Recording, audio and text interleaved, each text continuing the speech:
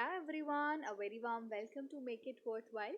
तो आज बेसिकली जो हमारा पार्ट 2 यूनिट 2 का टॉपिक है वो है electrolytes use in the replacement theory. ठीक है, बेसिकली जो इलेक्ट्रोलाइट्स हम यूज़ करते हैं किसके अंदर, रिप्लेसमेंट थ्योरी के अंदर, हम उनके बारे में पढ़ने वाले हैं। बट एक नॉर्मल से सवाल जो हमारे दिमाग में आता है वो ये आता है कि हम इन इलेक्ट्रोलाइट्स को रिप्लेसमेंट थ्योरी के लिए क्यों यूज़ कर रहे हैं, फिर ये इलेक्ट्रोलाइट्स क्यों यूज़ कर रहे हैं, या फिर रिप्लेसमेंट थ्योरी का पर्पस क्या है, बेसिकली रिप्लेसमेंट थ्योरी को क्यों यूज़ कर रहे हैं।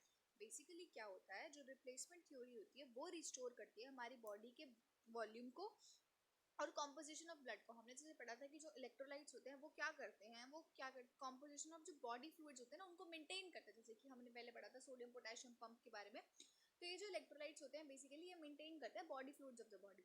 लेकिन जब हमारी बॉडी मेंटेन नहीं कर पाती हमारे बॉडी फ्लूइड्स को, कुछ केसेस में क्या होता है, और जैसे मान लो आपका एक्सीडेंट हो गया या फिर बहुत ज़्यादा ब्लड लॉस हो गया आपकी बॉडी का, या फिर बॉडी वॉल्यूम यानी कि आपकी बॉडी के फ्लूइड्स और आयंस वगैरह बाहर निकल गए आपकी बॉडी से, तो क्या होता है, कभी कभी बॉडी ऑटोमेटिकली उसे रिस्टोर नहीं कर पाती। तो कुछ इलेक्ट्रोलाइट्स का यूज़ किया जाता है जिससे हम बॉडी के जो इलेक्ट्रोलाइट्स हैं उनको बैलेंस कर देते हैं, और सर्टेनली उससे क्या होता है, बॉडी फ्लूइड्स में बैलेंस हो जाता है।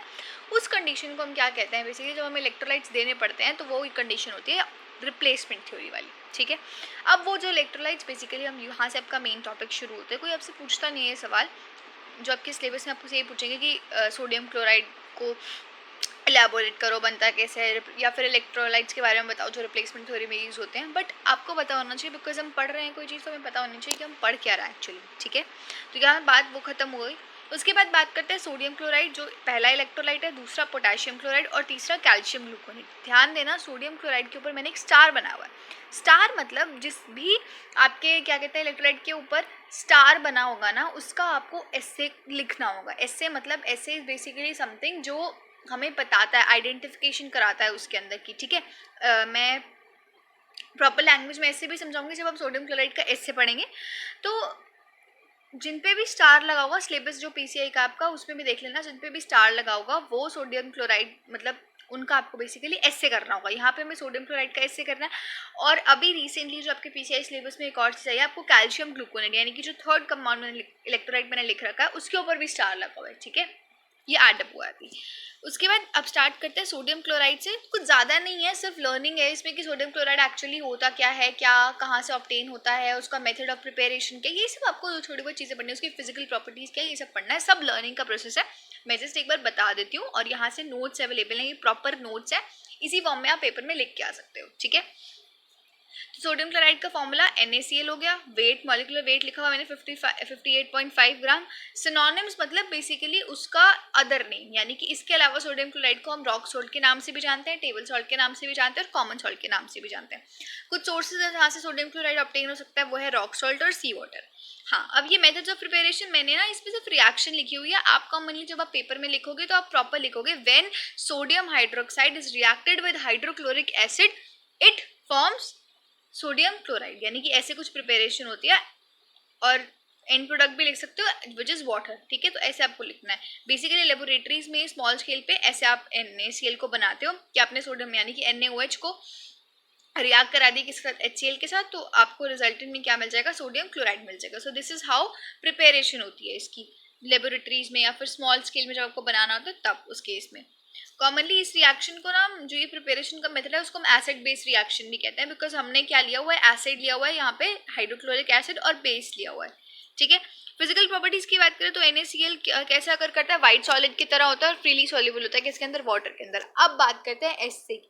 बेसिकली मैंने बोला था एसए का मतलब क्या होता है कि हम डिटरमाइन करते हैं क्या प्रेजेंस या फिर अमाउंट ऑफ सब्सटेंस को, मतलब कितने अमाउंट में सब्सटेंस प्रेजेंट है भी नहीं है, या फिर उसकी प्रेजेंस को, उसका अमाउंट डिटरमाइन करते हैं। तो ऐसे ऐसे करते हैं जब हम, तो हमें इसके ऐसे से क्या पता चलता है, एंड जो रिजल्ट होता है उससे ये पता चलता है कि NaCl प्रेजेंट है भी या नहीं है और कौन से अमाउंट में प्रेजेंट है। तो उस ऐसे के लिए हमें क्या करना होता है, जो मेथड होता है इसको सोडियम क्लोराइड का ऐसे करने का, वो कौन सा है, अर्जेंटोनिक मेथड है।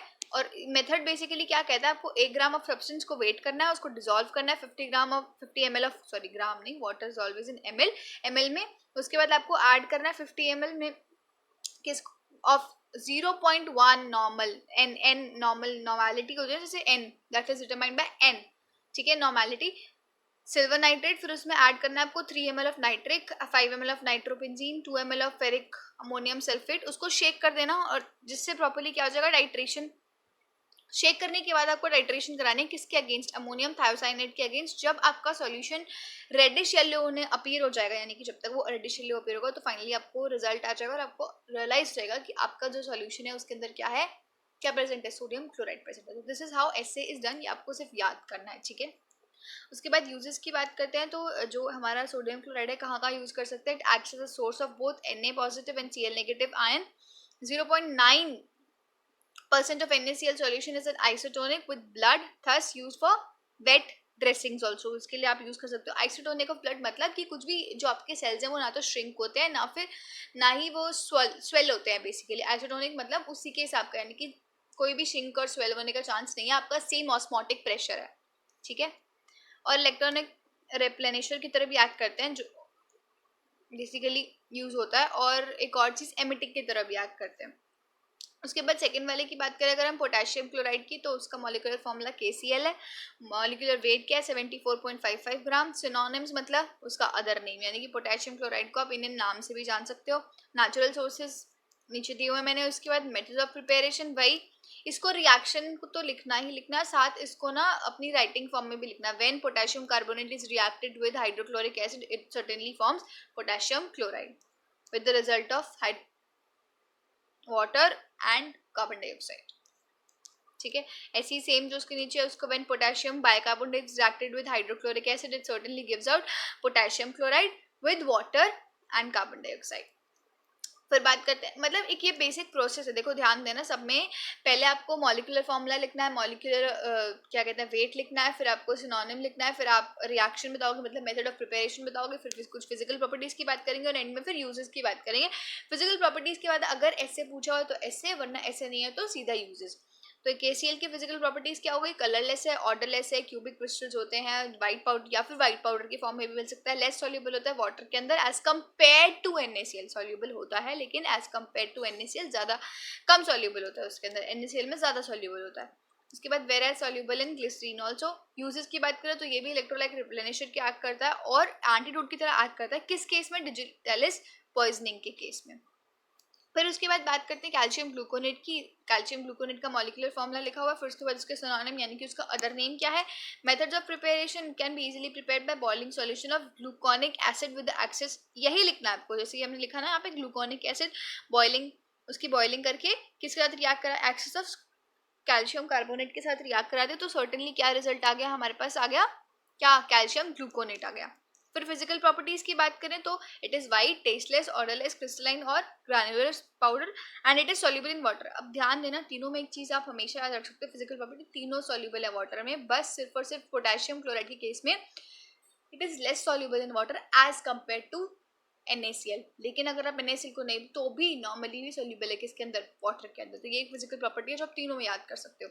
इसमें मैंने बताया था अब कैल्शियम ग्लूकोनेट में भी हमें एस से पढ़ना है, तो अकॉर्डिंग टू IP जो आपका एस है वो किस पे बेस्ड है, कॉम्प्लेक्सोमेट्रिक टाइट्रेशन पे, जिसमें हम बेसिकली क्या करते हैं, मैग्नीशियम का इन्वॉल्व करते हैं using 5 ml of standard magnesium solution. फिर उसके बाद pH को एडजस्ट करते हैं उस हिसाब से, किसके, बफर, pH एडजस्ट किससे होती है, बफर से एडजस्ट करते हैं हम pH को। और उसके बाद उसके वॉल्यूम, जो भी हमारा इक्विवेलेंट वॉल्यूम होता है, किसके इक्विवेलेंट, मैग्नीशियम सल्फेट के इक्वल जो भी वॉल्यूम होता है उसको बेसिकली सब्सट्रैक्ट कर देते हैं, माइनस कर देते हैं, किससे, टोटल, जो टोटल आपका डिसोसियम एडिटेज होता है ना उससे माइनस कर देते हैं उतनी ही वॉल्यूम जितनी किसकी होती है, मैग्नीशियम सल्फेट की होती है, ठीक है। तो ये सर्टेनली आपका ऐसे खत्म हुआ। फिर उसके बाद एंड में हमें यूजेस लिखने होते हैं, तो यूजेस कॉमनली जो कैल्शियम ग्लूकोनेट के होते हैं आप उसे वहाँ यूज कर सकते हो जब आपको ट्रीटमेंट कराना है किसका, हाइड्रोफ्लोरिक एसिड। जब हाइड्रोफ्लोरिक एसिड से आपका हाथ बर्न हो जाता है ना, तो बर्निंग का ट्रीटमेंट कर सकते हैं उससे। और जैसे कि दोनों ऊपर इलेक्ट्रोलाइट रिप्लेनिशर की तरह एक्ट करते हैं, यहाँ पे जो हमारा कैल्शियम ग्लूकोनेट है वो कैल्शियम रिप्लेनिशर की तरह एक्ट करता है। So this is it,